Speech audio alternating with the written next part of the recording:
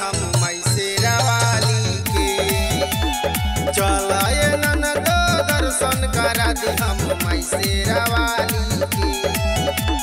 माई शेरा वाली के। चला ये ननदो दर्शन करा दी माई शेरा वाली के। कले दर्शन तुहरा फल सुंदर मिली, फल सुंदर मिली।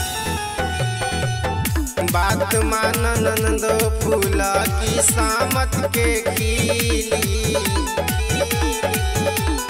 लेट जनी करा जल्दी से चल सीट मिली अगारी के।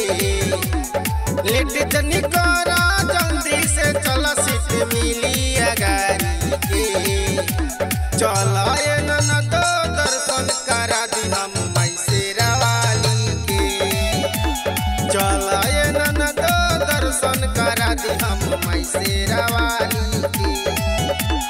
माई शेरा वाली के। चला ये ननदो दर्शन करा दी माई शेरा वाली के। देवरू मुनिल के संगे हम त जाई, हम त जाई। उनके ही गावल भजनिया गाड़ी में बजाई, बजाई। थावे वाली से भेंट हो जाई बखोरापुर वाली से। थावे वाली से भेंट हो जाई बखोरापुर वाली से। चला ये ननदो दर्शन करा दी हम माई शेरा वाली के। चला ये ननदो दर्शन करा दी हम माई शेरा वाली के।